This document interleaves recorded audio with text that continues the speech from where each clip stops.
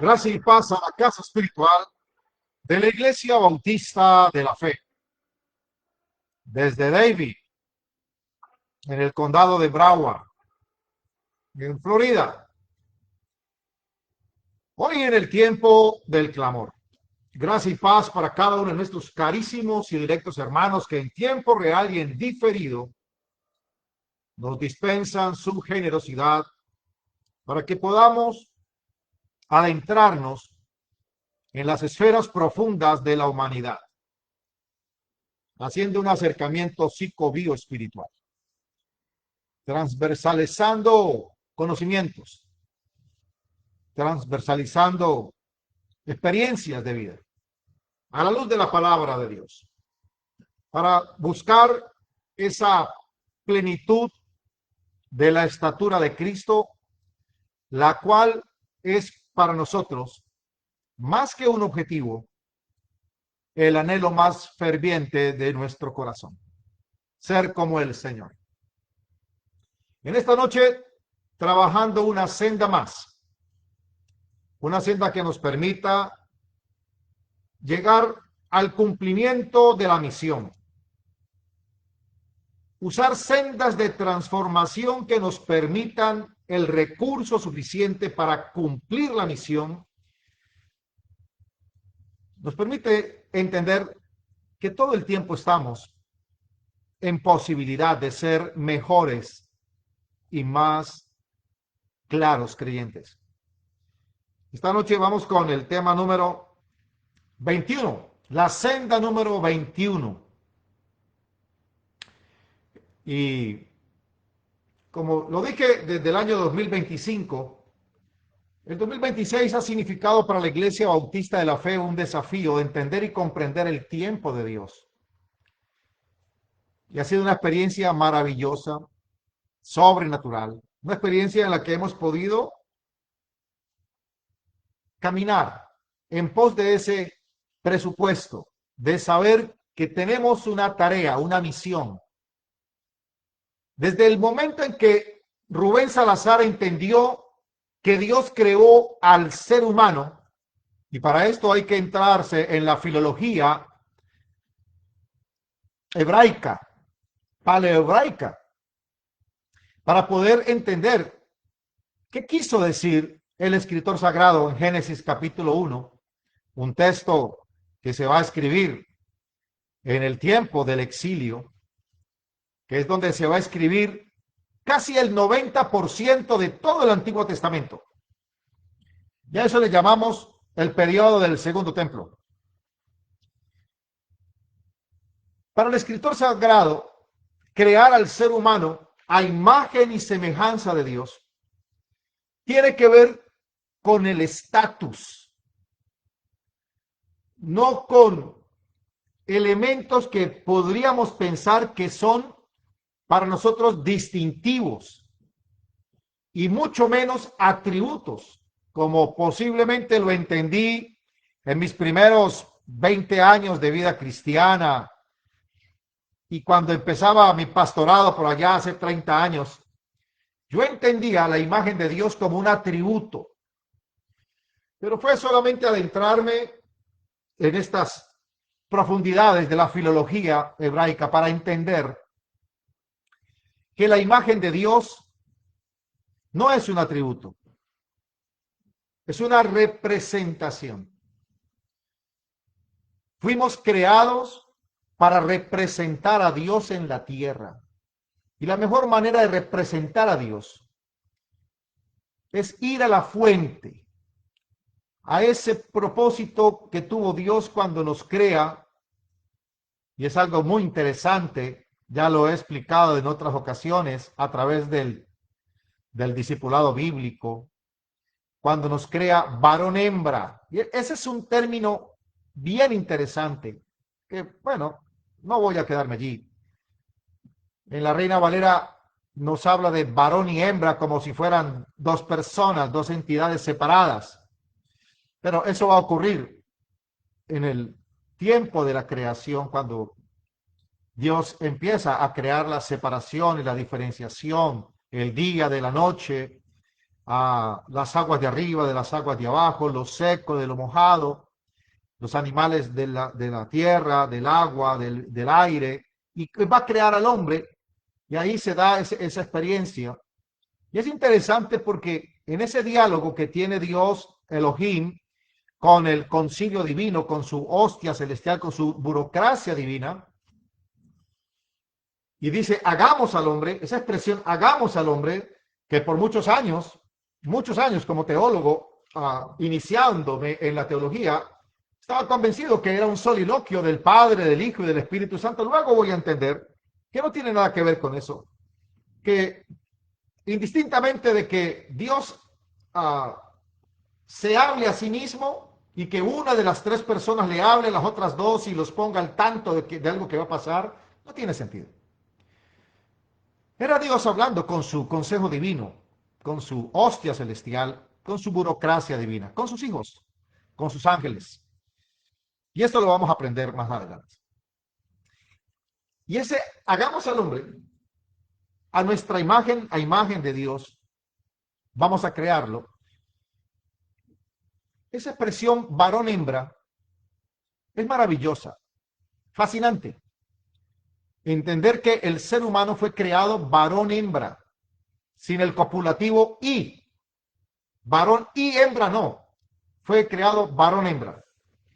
Y luego ya se da la separación. Por eso se la va a tomar del costado, no de la costilla, como está nuestra traducción y nuestra Reina Valera 60 y la King James y la mayoría de las traducciones literalistas habla de la costilla, pero ese término sela significa el costado, va a apartar, va a quitar el costado, va a separar el costado, va a separar al hombre por el costado. Y este varón hembra ahora será varón y hembra. Y ahí donde empieza esa significancia tan especial. ¿Cuál es el propósito por el cual Dios crea al ser humano? ¿No que ya tiene acaso una familia en el cielo? ¿Para qué necesita crear al ser humano en la tierra? Y en lo personal me emocioné demasiado. La primera vez que pude entender eso, que la razón por la cual Dios creaba al ser humano es porque Dios quería una familia aquí en la tierra. Y bueno, ya lo he explicado en otras ocasiones, lo que significa el concepto de Edén, el término del Edén, que no tiene nada que ver con lo que hemos generalmente trabajado, el consenso de las ideas de un Edén que está por allá, por lo que va a conocerse como Irak, entre el río Tigris y Éufrates. Eso va a ser una narración y una redacción tardía, sino que Dios va a colocar su Edén exactamente en el centro de la tierra.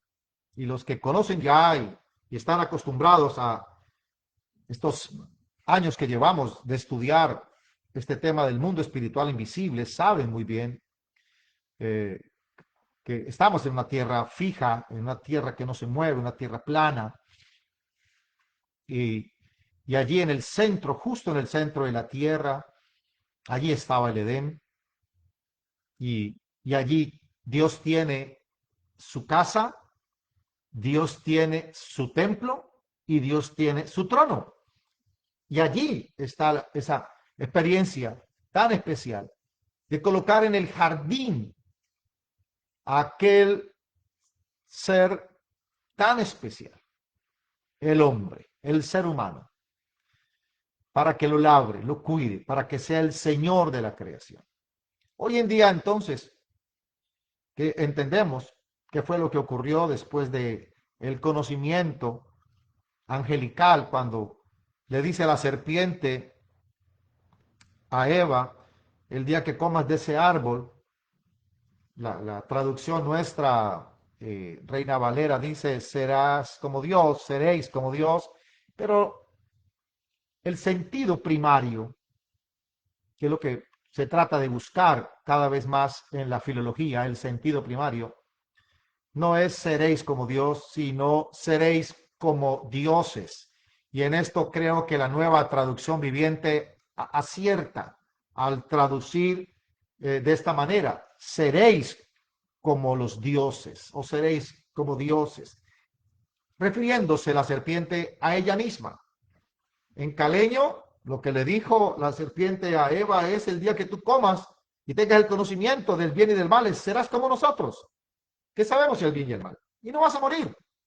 Y bueno, ya saben en qué terminó ese hostigamiento y ese engaño del rebelde original para que el ser humano pierda esa dignidad. Que a propósito, la dignidad es un término estrictamente espiritual. Hablar de dignidad es hablar estrictamente de la condición espiritual. No tiene nada que ver con una posición social.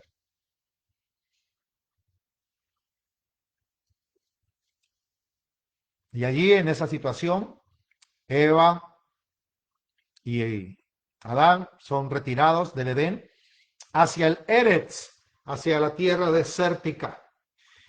Y ahí donde empieza la necesidad del ser humano de volver otra vez a integrarse. Por eso cada vez que tenemos estos servicios del clamor, como esta noche, que tenemos nuestro servicio de clamor entre semana, buscamos un acercamiento desde una perspectiva terapéutica, sanadora, restauradora, restaurativa. Y pedirle al Padre que nos guíe y nos dirija para encontrar ese nivel que se requiere de crecimiento espiritual en todas nuestras áreas, es la tarea permanente de cada uno de nosotros.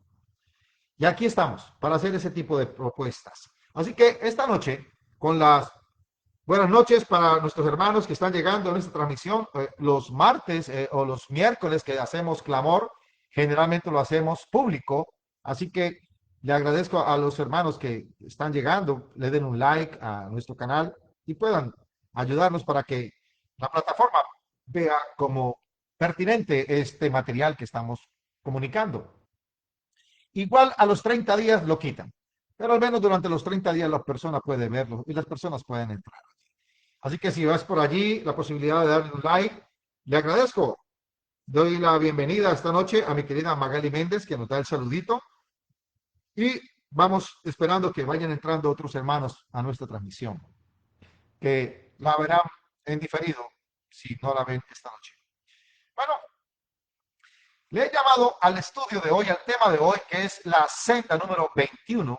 Si tú quieres cumplir la misión, que es la tarea para la cual Dios nos ha dejado, y la única razón por la que existe la iglesia, y esto es algo que lo hemos también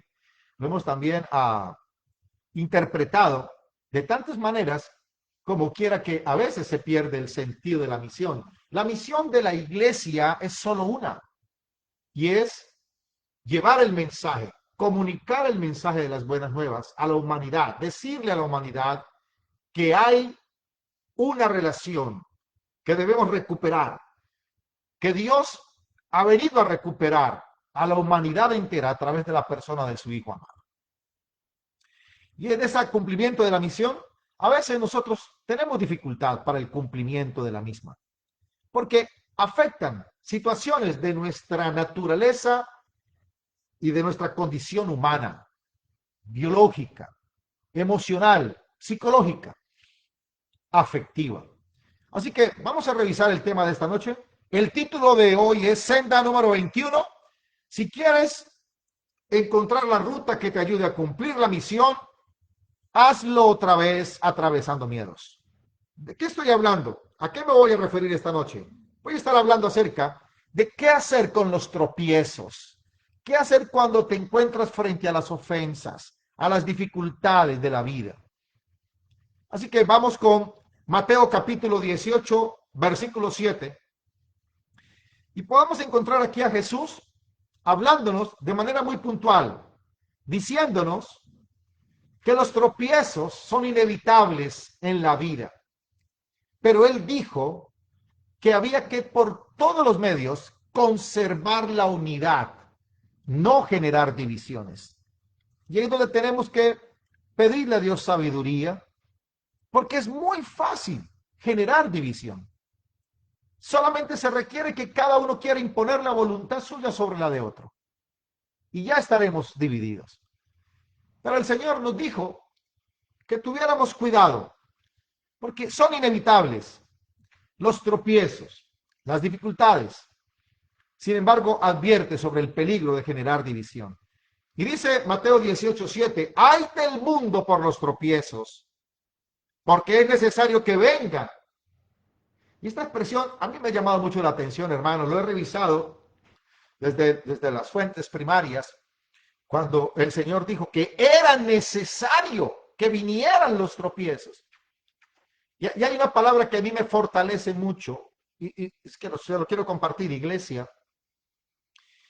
Si hay algo que me fortalece mucho en la Biblia es saber que todo el tiempo usted y yo estamos siendo probados en nuestra fe.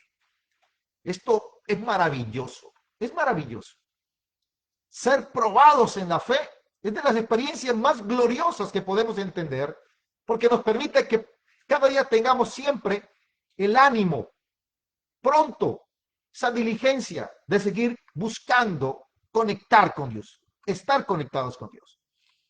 Y Jesús dijo, es necesario que vengan tropiezos, pero ay de aquel hombre por quien viene el tropiezo. Por eso nos llama siempre a tratar de conservar la postura de gracia. Y esta palabra es importante, iglesia. La vamos a ver en Mateo 5:44. Una postura de gracia. ¿Qué es tener una postura de gracia? Es no vivir del resentimiento. En Mateo 5:44, Jesús dice, amad a vuestros enemigos, bendecid al que os maldice, haced bien al que os aborrece, orad por el que os ultraja y os persigue. Entonces, la Biblia asocia a las personas que se ofenden con facilidad con las personas inmaduras, con las personas que están siendo afectadas en la sensatez. Y es bien interesante, iglesia, vamos a estar revisando estos pasajes porque la sensatez espiritual tiene mucho que ver con este tema. Y cuando miramos en la palabra del Señor, en Proverbios 19:11, nos enseña que la sensatez es esa capacidad de mantener la calma, de considerar que es importante conservar la honra, pasar por alto las ofensas, en lugar de ceder al enojo o de guardar amargura. Los que saben bien, en el mundo espiritual invisible, todo en esta vida es autoridad, poder y gloria, rangos de autoridad, poder y gloria. Y eso tiene que ver con la forma como respondemos en la interacción con nuestros semejantes. Por eso Proverbios 19:11, permíteme, voy a leerte en la Nueva Traducción Viviente. Proverbios 19:11 dice, las personas sensatas no pierden los estribos, se ganan el respeto. ¿De qué manera? Pasando por alto las ofensas. Y esto es muy interesante, iglesia, porque hay que entender que es difícil evitar a las personas que son imprudentes o que por alguna razón no conocen los límites. De ahí que entonces vamos a estar abocados a tratar con personas difíciles todo el tiempo. Y por más que una persona quiera evitar la necedad, no va a ser fácil. Porque eso no depende de nosotros. Pero qué interesante, en Proverbios 12:16, ¿cómo nos dice? En la misma palabra, nueva traducción viviente, dice también, Proverbios 12:16. Un necio se enoja enseguida, un necio se enoja rápido, rápido se enoja. Pero una persona sabia mantiene la calma cuando la insultan. Y esto tiene que ver con el carácter, con saber mantener en reposo nuestro carácter, porque la susceptibilidad exagerada reposa en el pecho de los necios. Eclesiastés en el capítulo 7, verso 9, dice, controla tu carácter, porque el enojo es el distintivo de los necios. Así que, una de las preguntas que podríamos hacernos esta noche, para poder entender este misterio de cómo es posible volver a empezar, así tengamos miedos, es entender con qué facilidad nos lastiman los demás, con qué facilidad te ofendes. Estamos en una era de las sensibilidades y la sensibilidad está a la orden del día hoy en día. Es impresionante esta situación que se da hoy en día. Pero el Señor nos ha invitado para que entendamos que no es que las personas nos ofendan, que lo que verdaderamente se sale de nuestro control son las expectativas que nos hacemos de las personas. Cuando alguien nos hiere, y esto es algo interesante que suelo manejar mucho con mis pacientes, con las personas que atiendo en consulta cuando estoy haciendo terapia, es que las personas llegan frustradas porque sienten que han sido gravemente afectadas. Y cuando uno revisa las situaciones que le comparten, se da uno cuenta en el encuadre que no son reales, que lo que afectó fue la expectativa que creó en su mente con esa persona, que la mayoría de las ofensas son el resultado de nuestra imaginación, porque tenemos expectativas grandes y las personas se la pasan la mayor parte de su vida sintiéndose ofendidas por lo que dicen los demás, por lo que piensan los demás, por lo que hacen los demás. Y llama mucho la atención esa iglesia. Porque esta noche podemos preguntarnos, ¿qué tan fácil nosotros nos ofendemos por lo que los demás dicen, los demás piensan, los demás hacen? Eso podría afectar el cumplimiento de nuestra misión.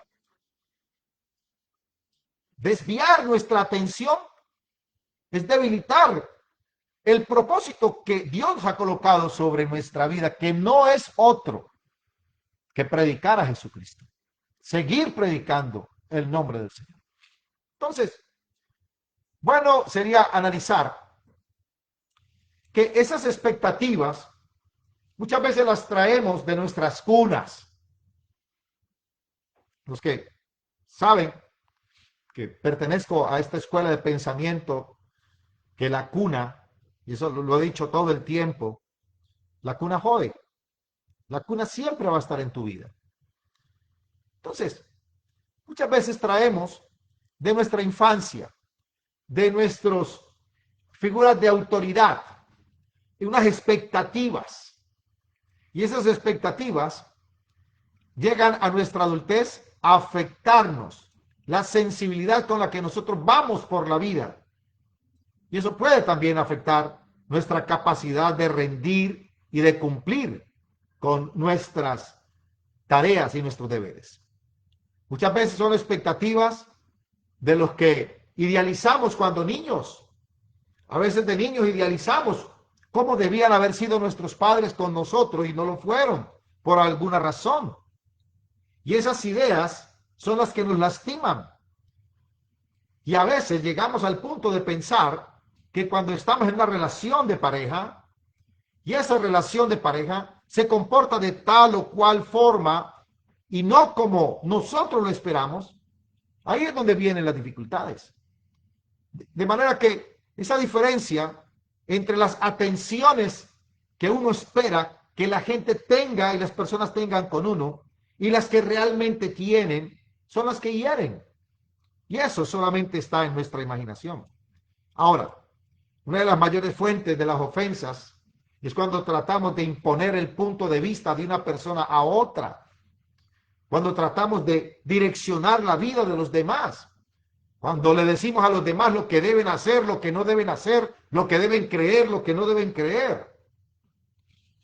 Yo se los he dicho a ustedes, cuando me convertí al Evangelio hace 40 años, siendo yo un gran devoto de la Iglesia Católica Romana, un gran devoto, adorador de la Virgen del Carmen, San Martín de Porres, y cuando yo me entregué a Cristo en la Iglesia Bautista, en la primera Iglesia Bautista de Cali, una de las primeras experiencias que me permitió conectar con la teología de los bautistas es la libertad de conciencia.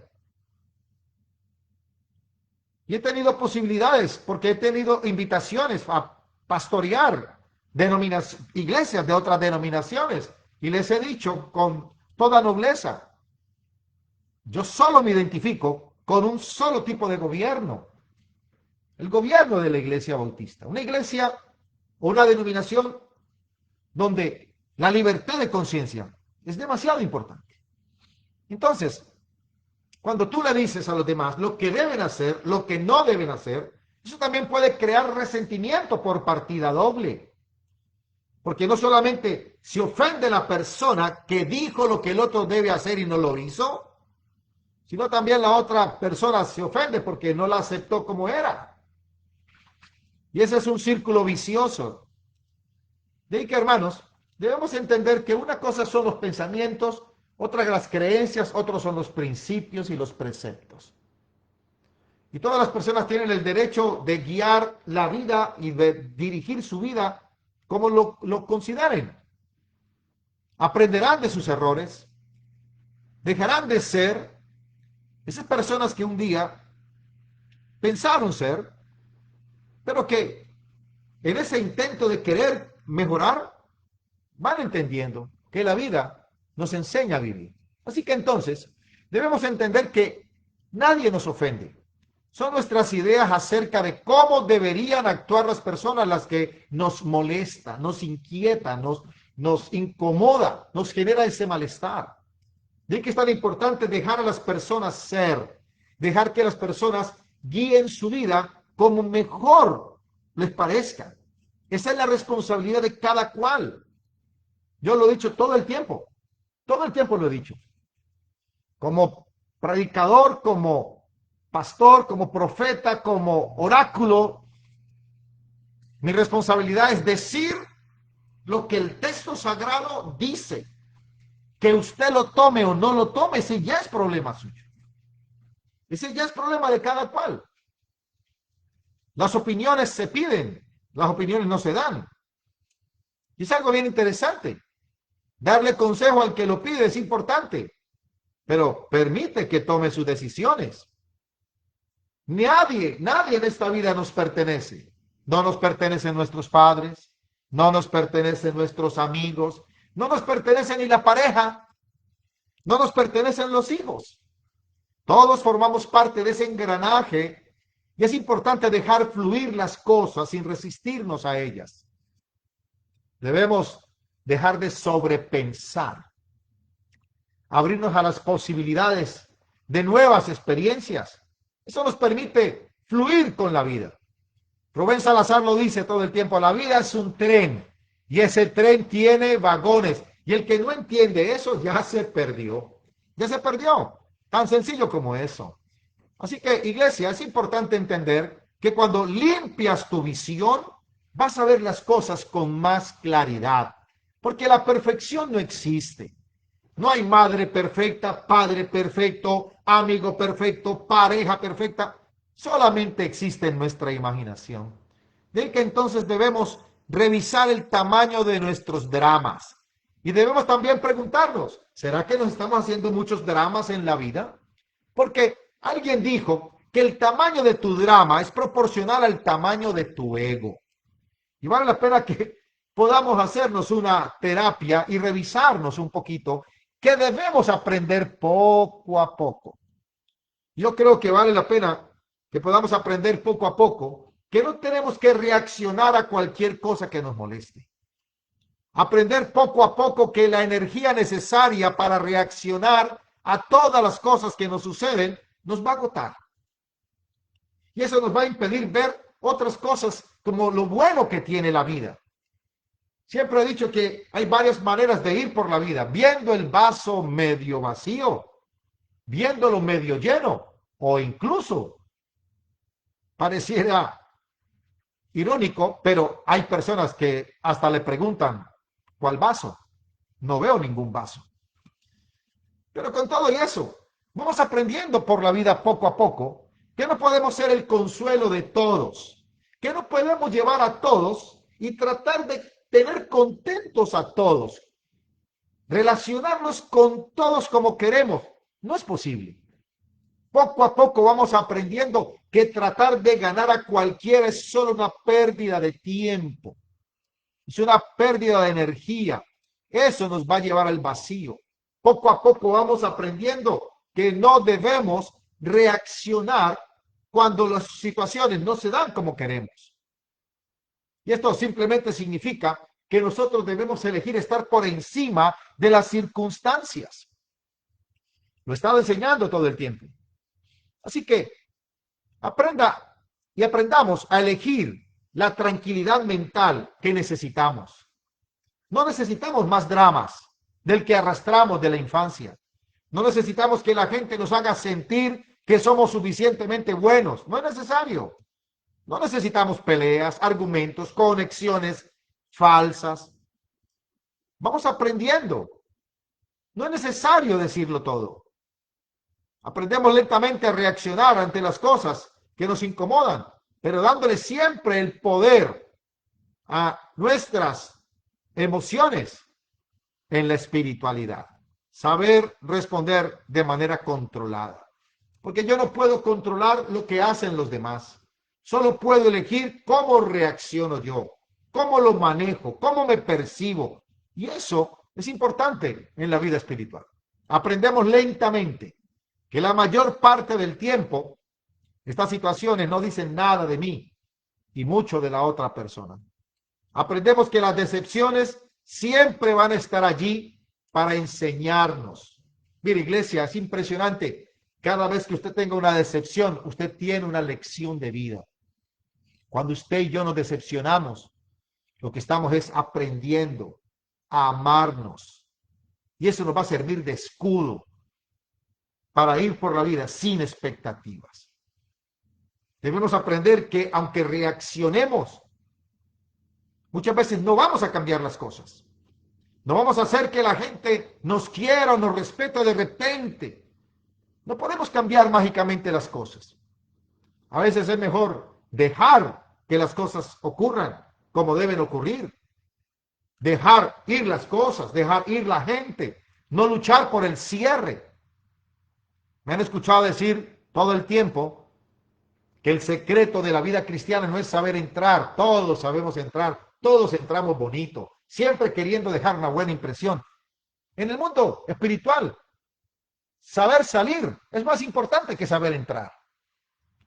Por eso debemos pedirle al Señor que nos ayude siempre a estar en ese nivel de nobleza y pureza suficiente para que podamos aprender poco a poco que la vida se vive mejor cuando no la centras en lo que te pasa alrededor, sino más bien en lo que sucede adentro de ti. Trabaja en eso, en tu paz interior, y te vas a dar cuenta que no tienes que reaccionar, no tienes que hacerlo ante cada cosa pequeña que te molesta, porque ese va a ser el primer ingrediente para vivir una vida tranquila. No reaccionar. Si quieres volver a empezar, entonces aprende a atravesar tus propios miedos.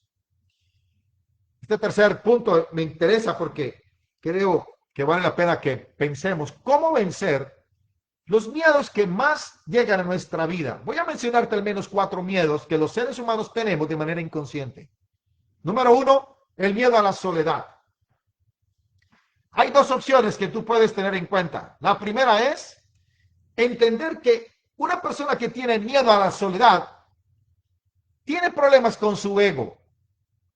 Porque el ego trabaja de manera infructuosa de hacernos creer que realmente debemos estar unidos a alguien más. Y cuando el ego nos hace pensar, nos hace creer que para estar bien tenemos que estar unidos a alguien más, para poder sentirnos protagonistas de la vida, para poder encontrar reconocimiento en todos los niveles, familiar, de pareja, grupo de amistades, en el trabajo, en la sociedad. Eso es un desgaste. Si algo debemos entender es que el Espíritu Santo nos ha creado, nos ha diseñado, Dios nos ha hecho seres únicos, especiales, irrepetibles. Y ahí donde debemos entender, iglesia, que la soledad también puede volverse en una oportunidad maravillosa de la vida para compartir más con nosotros mismos. En estos días conversaba con unos hermanos y les decía, mira, no permitas que nadie sea mejor amigo tuyo que tú mismo. Y hablábamos sobre qué lugares nos gustaba conocer y les decía, ¿sabes? Si tú me preguntas, ya he tenido la oportunidad de estar en Israel, estar en varias partes de Palestina, pero te garantizo, el único lugar que yo quisiera conocer se llama Estambul.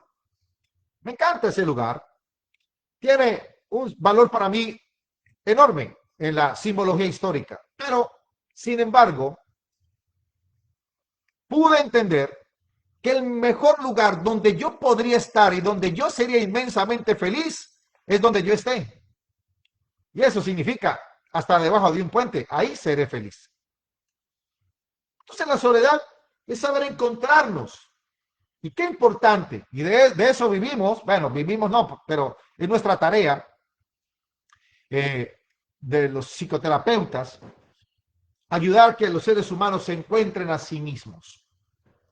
Y es una mejor oportunidad. No hay nada mejor como perderle el miedo a la soledad.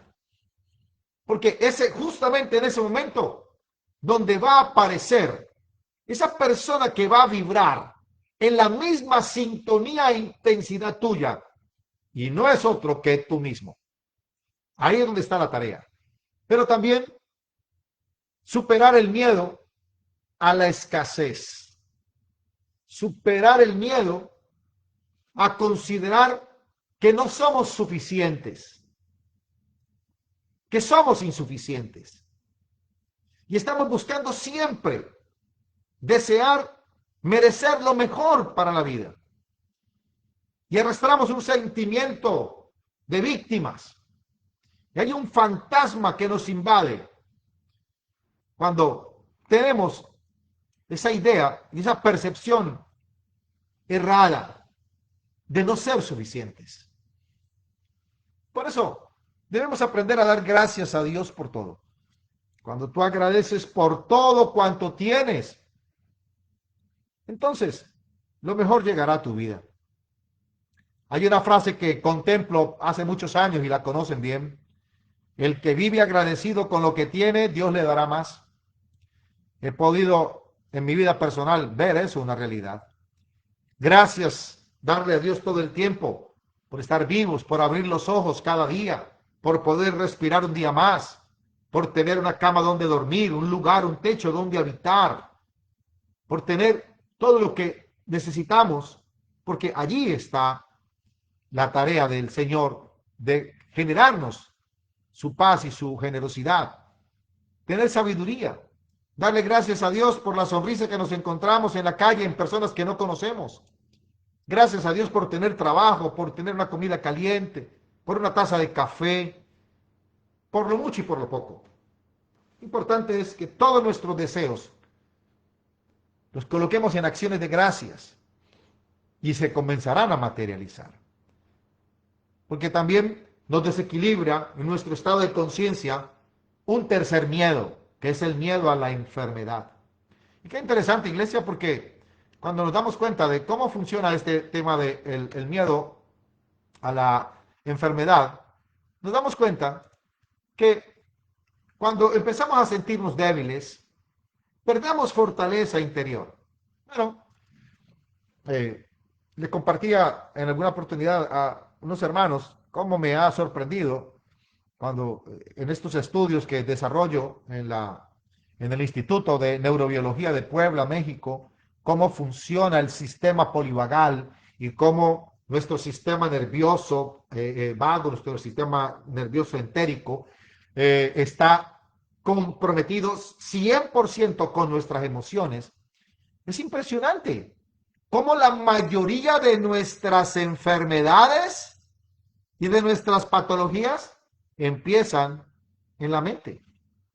Es un asunto sorprendente. Así que podamos entender que cuando nos enfermamos, cuando perdemos fortaleza interior, estamos desgastándonos muchas veces sin necesidad. Solo porque no hemos hecho una tarea de erradicar nuestras culpas neuróticas. ¿Cuántas de nuestras somatizaciones, cuántas de nuestras patologías son el resultado de agendas no resueltas de nuestra infancia, que las llevamos allí y que afectan nuestra salud? Qué importante es empezar a erradicar esas culpas neuróticas, esas culpas ficticias, esos pensamientos irracionales, y vamos dejando de sabotearnos mentalmente y de irnos liberando de esas ataduras.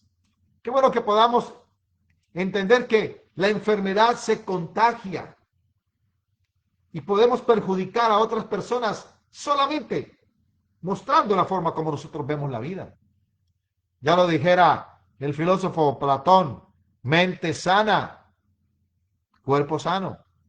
Qué importante es entender la necesidad de poner nuestra confianza en el Señor, descansar en el Señor, reconciliarnos con el pasado, perdonar de corazón a todos aquellos sucesos de dolor y reconciliarnos y conectarnos con todo lo que nos llena el corazón de alegría, de paz, que podamos aprender a permanecer en silencio para escuchar la voz de Dios hablándonos en esos tiempos de meditación, que podamos entender que uno de los más grandes remedios para una enfermedad es el amor.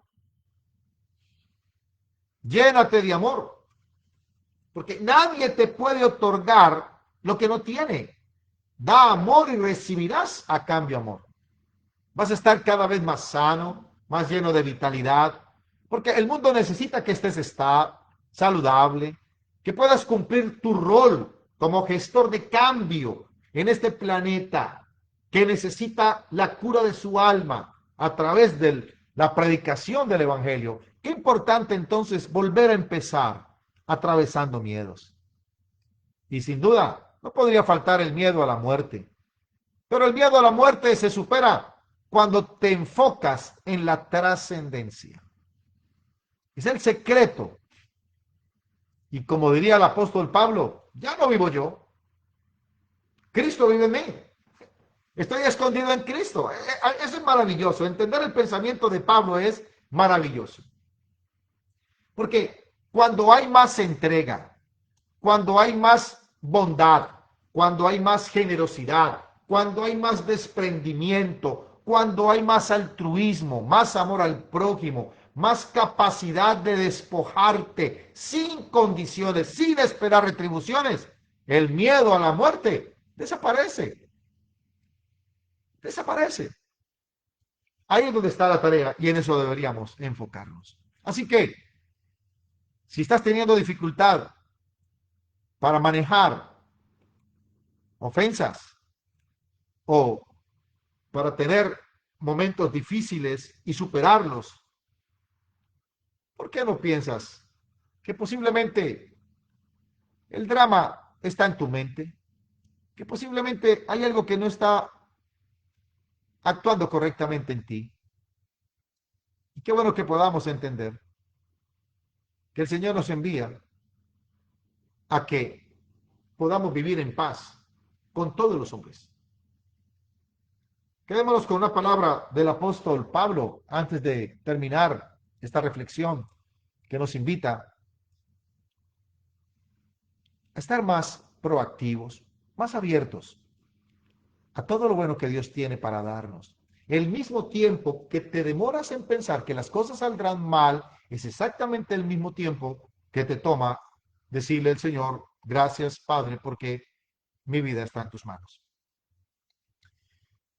Pablo, escribiendo a los Romanos, en el capítulo 12, permítame leerte en la Nueva Traducción Viviente, verso 16 al 19, dice Pablo, en Romanos 12, 16, vivan en armonía unos con otros. No sean tan orgullosos como para no disfrutar de la compañía de la gente común.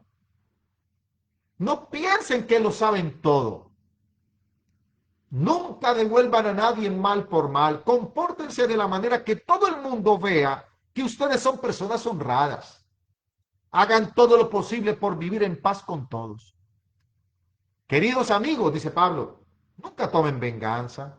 Dejen que se encargue la justa ira de Dios, porque la Escritura dice, yo tomaré venganza, yo les pagaré lo que se merecen, dice el Señor.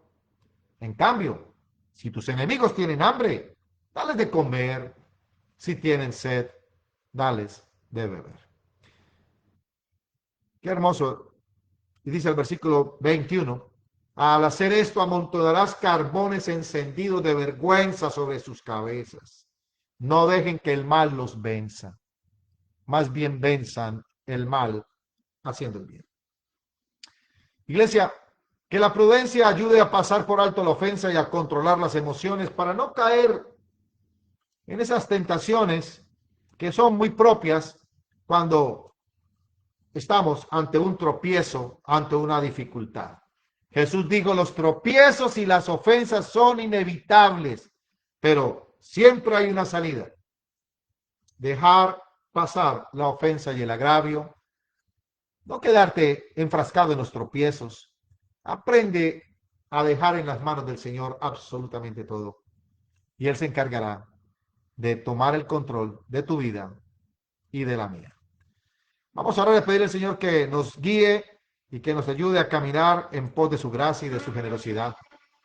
Pidámosle al Padre Santo su intervención divina en esta noche para que podamos hacer de nuestro caminar y de nuestro trasegar en esta vida un peregrinaje que valga la pena. Pidámosle al Señor sabiduría, discernimiento, para poder entender y comprender lo que nos espera por delante. Dios es bueno y para siempre es su misericordia. Oremos, pidámosle al Padre Celestial su guía y su dirección en esta noche. Bendito Dios y Padre Celestial, te alabamos, te bendecimos, te exaltamos, te glorificamos.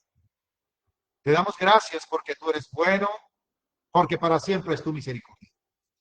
Gracias, Padre, porque en estos tiempos tan sensibles como nos ha tocado vivir en el siglo XXI, donde la maldad cada día se ha empeñado en esconderse detrás de ideales nobles, bondadosos y pacifistas. Es fácil, Señor, ser agraviados, ser lastimados, ser ofendidos. Pero, Padre, ayúdanos a dejar en tus manos absolutamente todo aquello que se salga de nuestras manos, en lo cual podamos nosotros perder el gozo, la comunión, la paz y ese gozo inefable de hacer tu voluntad y estar en tu voluntad. Guárdanos, Señor, en nuestras mentes, corazones y conciencias. Padre, permite que todo lo que hagamos sea para alabanza y gloria de tu nombre. Enséñanos a caminar con prudencia, siendo objetores de conciencia, amantes de la luz y de la verdad, en la cual tú nos enseñas y nos muestras el camino por el cual debemos andar. Te pedimos que los 4 ángeles de la esquina de la tierra sigan teniendo el control de esta humanidad, razón por la cual tú nos garantizas que el bien siempre estará por encima del mal, no importa cuántas cabezas tenga el enemigo. Exáltate y glorifícate en nuestras vidas. Te entregamos nuestra fe, nuestra esperanza. Te entregamos el deseo de caminar en obediencia y buscar en tu perfecta voluntad esa senda que nos conduce a través de la obediencia a la perfección por Cristo Jesús. No nos dejes caer en tentación. Te encomendamos nuestros hogares, nuestras familias, nuestra iglesia extendida por toda la tierra, nuestros líderes, nuestros pastores, nuestros mentores y todas aquellas personas que tienen sed y hambre de escuchar tu palabra. Líbranos del maligno. Te lo pedimos en el nombre todopoderoso de Jesucristo, nuestro Rey en la gloria. Porque tuyo es el reino, poder y gloria por los siglos de los siglos. Aleluya. Amén y amén. Hermanos preciosos, como siempre, hasta esta hora les acompañamos y esperamos encontrarnos mañana, si Dios lo permite, ya en el grupo privado de Facebook para seguir haciendo teología docta de la Biblia. Estudios a nivel de erudición semítica, como no se ve generalmente en la academia, porque en la academia generalmente no tenemos esa facilidad de tener acceso a esa información. Pero la misericordia del Señor nos ha bendecido y desde el 2022, 5 años casi, hablando del mundo espiritual invisible, nos ha dado una perspectiva, nos ha permitido encontrar aquella pieza del rompecabezas que nos hacía falta para encontrar el sentido completo que tiene la palabra y la revelación en el reino de los cielos. Desde la casa de mi familia acá en Davie, en el condado de Broward, en Florida, Miami, en Estados Unidos, tu hermano y servidor Rubén Salazar te dice: gracia y paz para tu vida. Nos vemos entonces. Bendiciones.